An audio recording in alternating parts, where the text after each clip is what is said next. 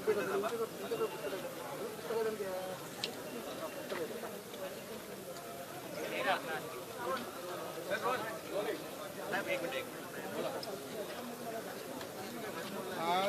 विधिमंडळामध्ये अत्यंत महत्त्वाची 12 नंबरची लक्षवेधी होती। संपूर्ण सभागृहाचं लक्ष वेधून मुख्यमंत्री आणि उपमुख्यमंत्र्यांना मागणी केली आणि त्या ठिकाणी शंभूराजे देसाईंनी त्यावर उच्चस्तरीय कमिटी नेमली।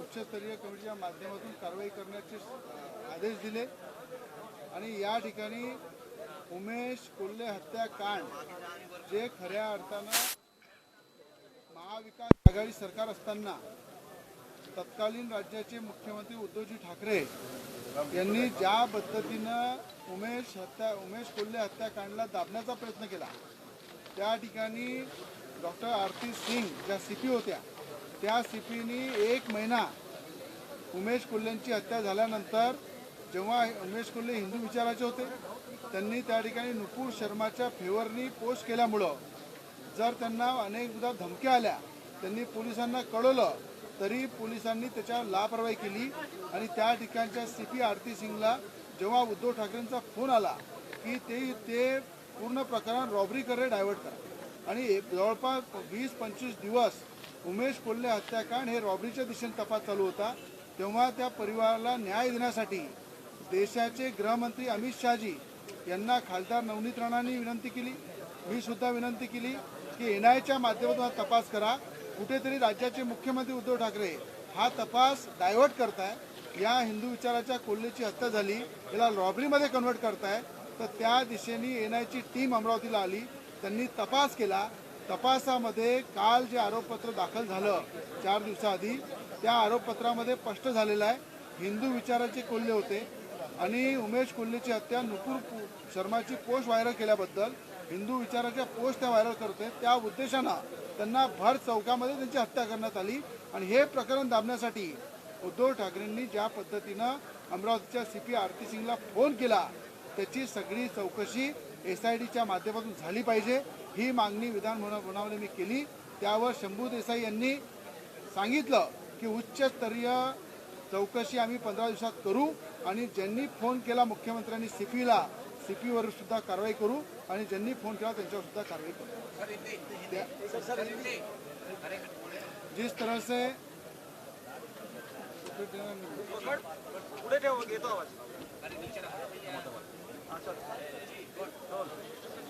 जिस तरह से महाविकास आघाड़ी सरकार जब थी, तत्कालीन मुख्यमंत्री उद्धवजी ठाकरे मुख्यमंत्री थे, उसी समय उमेश कोल्हे जी की हत्या हुई। उमेश कोल्हे जी हिंदू विचारों के थे, हिंदू विचारों का प्रचार प्रसार करते थे और वहीं पे नुपूर शर्मा की पोस्ट वायरल करने से उनको कई प्रकार की धमकी आ रही थी, तो उसके बावजूद भी अमरावती सीपी आरती सिंह ने उसके ऊपर कोई कार्रवाई की नहीं, उसको दबाने की कोशिश की, क्योंकि राज्य के मुख्यमंत्री उद्धव जी ठाकरे उन्होंने उनको फ़ोन करके कहा था कि इस प्रकरण को रॉबरी में डाइवर्ट करो। 20-25 दिन तक अमरावती की सीपी पुलिस ये मुख्यमंत्री के कहने पे उसको रॉबरी में डाइवर्ट कर रहे थे, रॉबरी में उन्होंने तपास शुरू किया था। उसके बाद अमरावती के सांसद नवनीत राणा ने देश के गृह मंत्री अमित शाह जी को पूरा सब बताया। उमेश कोल्हे परिवार दुखी था, वो न्याय मांग रहा था और वहाँ सही मायने में देश के गृह मंत्री जी ने एनआई की टीम अमरावती भेजी। उसके बाद पूरे तपास के अंदर ये साबित हुआ कि नुपूर शर्मा की पोस्ट वायरल करने से ही भर चौक में वहाँ पे उमेश कोल्हे जी की हत्या की गई, ये पूरी तरह से साफ हुआ। उसका आरोप पत्र दाखिल किया एनआई ने और मैं धन्यवाद दूंगा कि देश के गृह मंत्री अमित शाह जी अगर ये प्रकरण में ध्यान नहीं देते थे या प्रकरण में एनआई की चौकसी नहीं लगा देते तो शायद राज्य के मुख्यमंत्री तत्कालीन उद्धव जी ठाकरे ये प्रकरण को दबाते थे और कहीं ना कहीं वो उमेश कोल्हे परिवार को न्याय नहीं मिलता था। इसीलिए आज विधिमंडल में मैंने मांग रखी है, इसकी पूरी जांच एसआईटी के माध्यम से मुख्यमंत्री उप मुख्यमंत्री जी करना चाहिए। हमारे मंत्री शंभूराजे देसाई उन्होंने उच्च स्तरीय चौकसी आज लगाई और मुझे विश्वास है कि ये तपास आने वाले 2 दिन में एसआईटी की तरफ जाएगा और 15 से 20 दिन के अंदर इसका पूरा खुलासा होगा। और जो उद्धव जी ठाकरे जी ने फ़ोन करके आरती सिंह को जो बोला गया प्रकरण दबाने के लिए, उस पर आरती सिंह सीपी के ऊपर भी निलंबन की कार्रवाई होना चाहिए और वहाँ पे उद्धव जी ठाकरे जी के ऊपर भी कार्रवाई होना चाहिए। आदित्य ठाकरे ने इस पर कहा है कि वो आपके आरोप को राजनीति से प्रेरित बोल रहे हैं और उसको कोई ज़्यादा अहमियत नहीं देते। ऐसा है, आदित्य ठाकरे विदर्भ के धरती पे पहली बार आए। आज विदर्भ में अधिवेशन हो रहा है, वो सिर्फ राज्य के मुख्यमंत्री एकनाथ जी शिंदे और राज्य के उप मुख्यमंत्री देवेंद्र फडणवीस साहब की वजह से हो रहा है। उन्होंने ना यहाँ पे कभी अधिवेशन लिया, पूरे 33 महीने की सरकार थी ठाकरे सरकार, ना यहाँ पे कभी उन्होंने अधिवेशन लिया, ना विदर्भ के किसानों की दुख दर्द उन्होंने समझे, ना विदर्भ के युवाओं के दुख दर्द समझे। कभी भी 2.5 साल में उद्धव ठाकरे विदर्भ में आए नहीं। उनको पता नहीं है कि विदर्भ की क्या समस्या है, किसानों की क्या समस्या है। जो व्यक्ति घर से बाहर निकला नहीं है वो हर बात को सीरियस नहीं लेता है, क्योंकि उसको मालूम है कि एक राजनीति करने के लिए, पोस्ट पाने के लिए, मुख्यमंत्री पद पाने के लिए उन्होंने सही मायने महाविकास आघाड़ी निर्माण की। पर जनता की समस्या अगर सुलझाना है तो एकनाथ जी शिंदे और देवेंद्र फडणवीस जी सुलझा रहे हैं। इसलिए आदित्य ठाकरे जो है उनका बचपना बयान है, और ये बचपना बयान को मुझे लगता है महाराष्ट्र की जनता आने वाले समय में जवाब देंगी। राणा जी एक राणा साहेब, आदित्य ठाकरे हिवाळी अधिवेशनानिमित्त नागपुरात पहिल्यांदा आले, तुम्ही तर्री पोहे खायला त्यांना निमंत्रण देणार आहात? आदित्य ठाकरेंनी पहिले या विदर्भामध्ये 2.5-3 वर्षानंतर ते आलेले आहे। त्यांचं अचलपूर तालुक्यामध्ये आजवळ आहे, त्या ठिकाणी उद्धव ठाकरे त्यांचे पिताश्री आदित्य ठाकरे म्हणजे आज ते महाराष्ट्राचे पप्पूच आहे। त्याच्यामुळं त्याला काही म्हणजे सांगितल्यानंतर त्यांनी खऱ्या अर्थानं ते अचलपूरमध्ये त्यांचं जे आजवळ आहे तिथे तरी कमीत कमी जायला पाहिजे। तिथे शेतकऱ्यांची त्यांच्या काळामध्ये ज्या संकटामध्ये शेतकरी होते त्यांना न्याय दिला पाहिजे, कारण की ते इथे जे आलेले आहे ते फक्त विदर्भामध्ये या समस्या सोडवण्यासंदर्भात मुख्यमंत्री उपमुख्यमंत्र्यांनी जे अधिवेशन ठेवलं त्या विदर्भाच्या समस्या सोडवल्या पाहिजे। ते न सोडवता ते या ठिकाणी विरोध करताय, विरोधाला विरोध करताय। मला असं वाटतं 2.5 वर्ष त्यांनी काही केलं नाही। किमान या अधिवेशनामध्ये तरी विदर्भाचे प्रश्न त्यांनी मांडले पाहिजे, विदर्भाच्या जनतेला न्यायासाठी आवाज उचलला पाहिजे। तो न करता कुठेतरी पारंपरिक घराण्याशाहीची राजनीती ते या ठिकाणी करत आहे, हे चुकीचं आहे। कारण की तुम्हाला माहीत आहे की या ठिकाणी 2.5 वर्षामध्ये उद्धव ठाकरे मुख्यमंत्री असताना या विदर्भामध्ये जे जे संकट आले, या महाराष्ट्रावर संकट आले, त्या संकटातून पळ काढण्याचं काम उद्धव ठाकरेंनी केलेलं आहे आणि आज सुद्धा विदर्भाच्या अधिवेशनामध्ये पळ काढण्याचं काम आदित्य ठाकरे करत आहेत। राणाजी माझा एक प्रश्न आहे एसआयटी चौकशी लागलेली आहे दिशा सालियान प्रकरणात। काल नारायण राणे म्हणाले की मातोश्रीची झोप उडाली आहे आणि सरबत बाहेर येईल। असं आहे की दिशा प्रकरणामध्ये, सुशांत प्रकरणामध्ये पूर्णपणे प्रकरण उद्धव ठाकरेजी सीएम असताना मुलाला वाचवण्यासाठी दाबलं। नारायण राणे साहेब जे म्हणतात ते अत्यंत खरं आहे। नितेश राणेजींनी पण त्याच्या आधी खूपदा तो विषय जेव्हा झाला तेव्हा उचलला, पण सरकारमध्ये उद्धव ठाकरे मुख्यमंत्री असताना आपल्या मुलाच्या सपोर्टसाठी, आपल्या मुलाचं नाव काढण्यासाठी त्यांनी पूर्ण प्रयत्न केला। आता सरकार बदललेली आहे। मला असं वाटतं सुशांत आणि दिशाला न्याय देण्यासाठी खऱ्या अर्थानं या सरकारने पुढे येऊन याचा तपास एसआयटीमधून केला पाहिजे आणि मला विश्वास आहे की यामध्ये 100% आदित्य ठाकरेचा रोल आहे।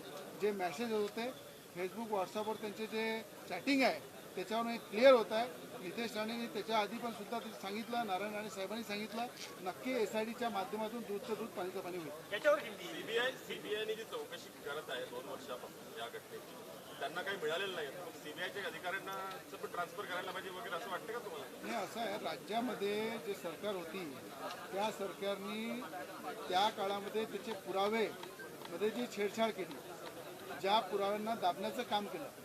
आता सरकार बदललेली आहे आणि विश्वास आहे राज्याचे मुख्यमंत्री एकनाथजी शिंदे आणि उपमुख्यमंत्री देवेंद्र फडणवीसजी यांच्यापर्यंत अनेक अधिकारीच्या माध्यमातून पुरावे आलेले आहेत। मला असं वाटतं ते पुरावे जेव्हा बाहेर येईल आता त्याच्यानंतर महाराष्ट्र सरकारच त्याच्यावर कारवाई करेल। दुसरा विषय होता माझा की आज ज्या पद्धतीनं अमरावतीमध्ये 13 नंबरची लक्षवेधी अत्यंत महत्त्वाची होती. अमरावतीमध्ये परसोडा मासोड अमरावती तालुक्यामध्ये चौरशिया नावाची एक कंपनी, जे कोरोनाच्या काळामध्ये सगळे लोक घरी होते, सगळे आपल्या जीवाचं संरक्षण करत होते. त्या काळामध्ये पूर्ण 2 वर्षामध्ये या गिट्टी माफियांनी 50 कोटी रुपयाची गिट्टी, गोंड खनिज, जे सरकारचं नुकसान करून खऱ्या अर्थानं पहाडाचे पाळं उभे केले. त्या काळामध्ये देशाचे पंतप्रधानांनी गोरगरिबांना घरं देण्यासाठी, पंतप्रधान आवास योजनेसाठी तेव्हा गिट्टी मिळत नव्हती, पण यामध्ये गिट्टी माफियांनी गिट्टीचा साठा करून त्या ठिकाणी जो अवैध गिट्टी काढली, त्या कारवाई संदर्भात वारंवार महाविकास आघाडीकडे तक्रार केली, पण त्या ठिकाणी कुठलीही उद्धव ठाकरेजींनी कारवाई केली नाही. एका काँग्रेसच्या मंत्र्याच्या सांगण्यावरून ती कारवाई दाबण्यात आली आणि 50 कोटी रुपयाचा तो घोटाळा बाहेर काढल्यानंतर जेव्हा पंचनामा झाला, पंचनामा जेव्हा महाविकास आघाडीच्या सरकारमध्ये झाला, त्या पंचनाम्यामध्ये 40 ते 50 कोटी रुपयाचा स्टॉक सिद्ध झाला. त्या ठिकाणी स्फोटक पदार्थ पकडले गेले, त्याच्यावर FIR झाला, पण कुठल्याही प्रकारची कारवाई झाली नाही. पण 40-50 कोटी रुपयाचा जो मलिदा त्या स्टोन केशरच्या मालकाने जमा केला, त्याचं उद्धव ठाकरे सरकारने डायरेक्ट 16 कोटीवर आणलं. त्याच्यामध्ये जो मातोश्रीचं डील झालेलं आहे, त्या कोरोनाच्या काळामध्ये आम्ही फोन केल्यानंतर मातोश्रीवरून कुठलं उत्तर येत नव्हतं. कोरोनाच्या काळामध्ये लोकांना न्याय मिळत नव्हता, पण या गिट्टी माफियाजवळून 10 करोड रुपये मातोश्रीमध्ये जमा करण्यात आले आणि त्याच्यापासून त्याच्या 50 कोटीची पेनॉल्टी हे 16 कोटी रुपये करण्यात आली. याची पूर्ण जाच राज्याचे महसूल मंत्री विखे पाटील साहेबांनी नागपूर विभागीय आयुक्ताला दिलेली आहे आणि आजपासून चौरशिया स्टोन केसरचं काम ते बंद केलेलं आहे आणि पूर्ण कामावर जप्ती सुद्धा आणलेली आहे. अशा प्रकारचं आज खऱ्या अर्थानं महसूल मंत्र्यांनी विदर्भाच्या शेतकऱ्याला, विदर्भाच्या त्या गावातल्या 10-15 गावाच्या समस्याला न्याय दिलेला आहे आणि अशा प्रकारची कारवाई झाली. नहीं, चौरसिया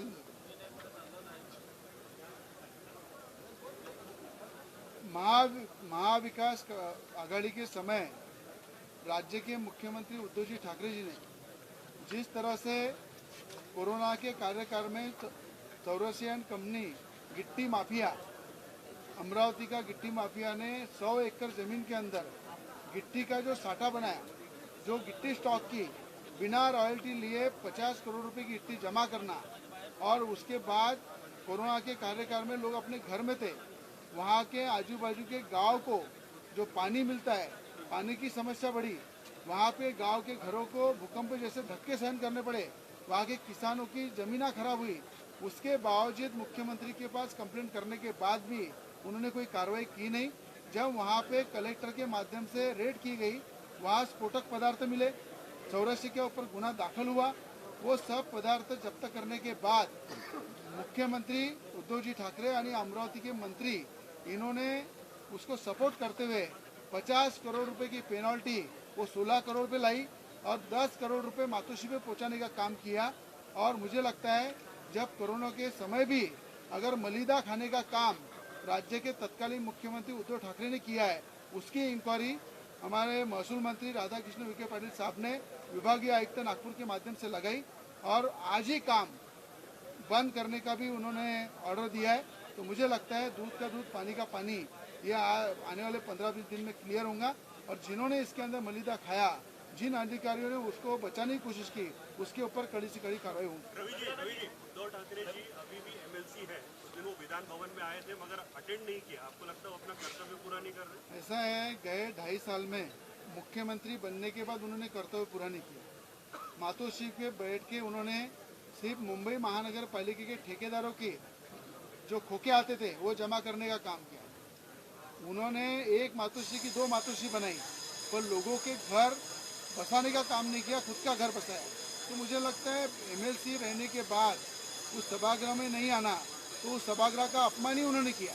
जिस तरह से महाराष्ट्र का मुख्यमंत्री बनके महाराष्ट्र पे अन्याय किया है, उसी तरह MLC बनके उन्होंने सभागृह का अपमान करके यहाँ पे गए. सभागृह में आए नहीं है, वो सभागृह का अपमान नहीं है, पूरे विदर्भ की जनता का अपमान किया. एक